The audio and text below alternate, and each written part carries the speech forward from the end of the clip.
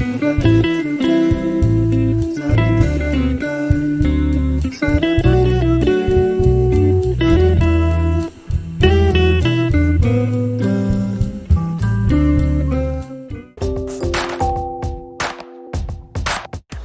si celebra Sant'Alessandro di Bergamo.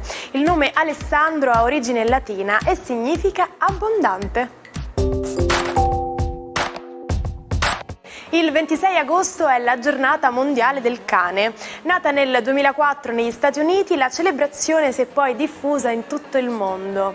Un amore, quello per gli amici a quattro zampe, che non fa eccezione nemmeno in Italia, dove secondo gli ultimi dati sono oltre 14 milioni i cani domestici. Sempre più italiani scelgono di avere un animale domestico e se ne prendono cura come un vero e proprio membro della famiglia. Secondo uno studio pubblicato da Society and Animals, i proprietari di un cane hanno maggiori possibilità di ridere durante la giornata. I cani fanno bene alla salute. Chi ha un cane rischia in misura minore di soffrire di depressione e ha mediamente un'autostima migliore grazie al rilascio di ossitocina ed alla produzione di serotonina. Gli uomini nascono e rimangono liberi e uguali nei diritti. Le distinzioni sociali non possono essere fondate che sull'utilità comune. Recita così il primo articolo della Dichiarazione dei diritti dell'uomo e del cittadino, emanata il 26 agosto 1789 dall'Assemblea Costituente in risposta alle istanze del popolo francese in favore di una società più equa, ispirata ai principi illuministi e ideata su un modello della Dichiarazione di indipendenza degli Stati Uniti d'America. Sapete perché nel deserto si verificano i miraggi? La sabbia arroventata scalda l'aria a diretto contatto col suolo, facendola diventare meno densa di quella superiore. La differenza di densità dell'aria produce il fenomeno della riflessione dei raggi solari, con conseguenti creazioni di immagini di laghetti che in realtà non esistono. Stesso effetto si potrebbe trovare in autostrada, cioè le pozzanghere che si vedono sull'asfalto sono dei veri e propri miraggi.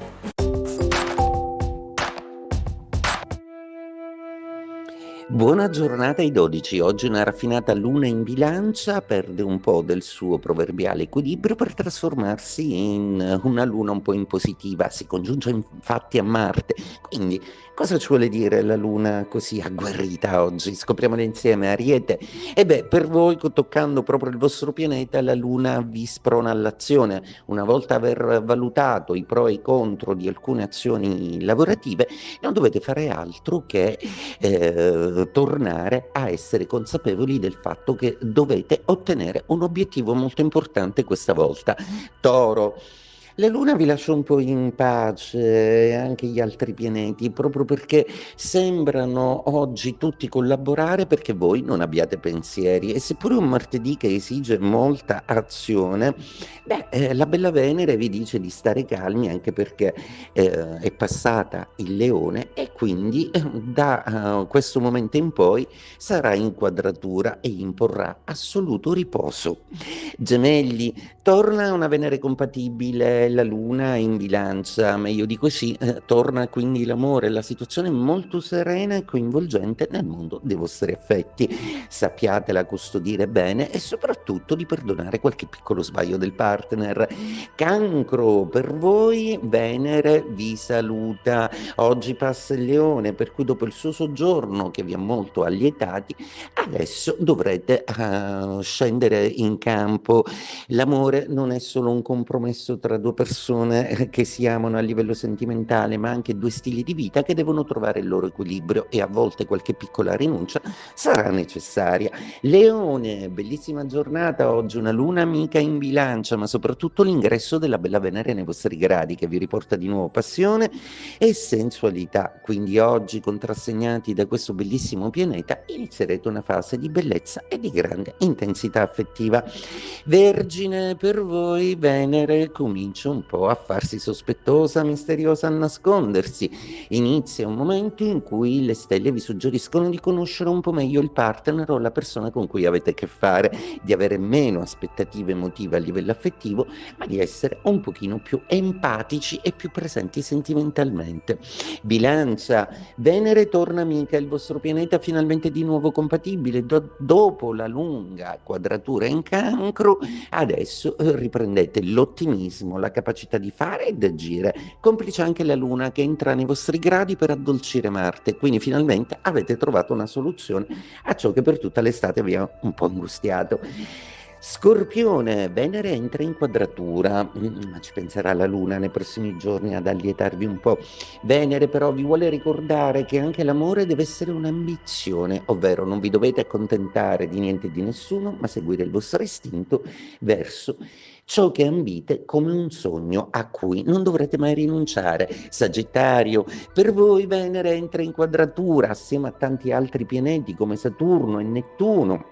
La compatibilità del cielo ai vostri gradi per adesso è molto elevata e con la bella Venere ritrovata finalmente il tumultuoso vostro cavalcare sarà secondato dal partner che finalmente trova il ritmo giusto da dividere con voi. Capricorno, buone notizie per voi, finisce finalmente la lunga opposizione estiva della bella Venere, quindi in amore torna il sereno. Oggi però Luna e Marte sono proprio antipatici nei vostri confronti, quindi anche se saltano impegni, non prendetevela, c'è l'amore a consolarvi. Acquario, Venere entra in opposizione, quindi cari Acquario, in quest'estate in cui avrete dovuto decidere necessariamente da che parte stare, chi amare e chi non, a quale progetto rinunciare o su cosa investire invece tutta la vostra attenzione, ecco che stavolta è il turno dell'amore che vi dice finalmente di decidervi e di dichiarare i vostri sentimenti. Vi manca il partner, vi manca un partner, quindi abbiate un partner. Pesci, per voi la vostra natura zodiacale è allietata da Giove, un Giove che ora vi godete anche senza le complicanze di Venere. Il Sole in opposizione in Vergine vi fa un po' pigri in queste giornate, e però giornate che sentite molto in dovere di portare a compimento proprio perché dovete riorganizzare un po' tutta una staff lavorativo di cui questa volta avete piena responsabilità. Un papa in anticipo sui tempi, la cui spinta riformatrice fu arrestata da un destino avverso. Albino Luciani fu eletto al soglio pontificio il 26 agosto del 1978 in sole 4 votazioni e segnò fin da subito uno spartiacque nella storia della Chiesa, a partire dalla scelta del nome inedito Giovanni Paolo invece di optare per quelli dei predecessori. Le riforme annunciate da Papa Luciani non videro la luce. Dopo 33 giorni di pontificato morì stroncato da un infarto. Vi è stato raccontato un pettegolezzo, avete letto una notizia e ora vi sentite tentati di diffonderla. Tuttavia vi spiego un detto che potrebbe esservi utile: to take with a grain of salt, letteralmente prendere con un granello di sale. Questo suggerisce che quando qualcuno ci racconta qualcosa dovremmo essere un po' scettici e prendere quella notizia con un po' di sospetto. Guillaume Apollinaire, poeta stravagante e provocatore, si trovò coinvolto in uno dei casi di furto d'arte più celebri della storia. La Gioconda scomparve dal Louvre il 21 agosto 1911 e inizialmente la Germania venne accusata del furto. Il rischio di una crisi diplomatica fu alto. Tuttavia i sospetti si concentrarono su Apollinaire, che era noto per le sue stranezze e le connessioni con il mondo dell'arte antica. Venne accusato di traffico illecito di statuette antiche e si scoprì che il suo ex segretario aveva rubato alcune statuette dal Louvre per conto di lui. Apollinaire fu arrestato insieme a Pablo Picasso, anch'egli coinvolto nel traffico di queste statuette. Durante il caos del processo entrambi si accusarono a vicenda, ma i giudici compresero che il furto della Gioconda non c'entrava con loro. Dopo 8 giorni di carcere, Apollinaire fu scagionato. Ci salutiamo con la frase del giorno. Talvolta penso che il paradiso sia leggere continuamente, senza fine. E se lo dice lei, chi sono io per poter smentire? Quindi leggete il giornale, seguite le nostre pagine social e accendete la televisione per tantissimi nuovi contenuti sempre aggiornati. Ci vediamo domani sempre su questi schermi. Buona giornata alla vostra Martina.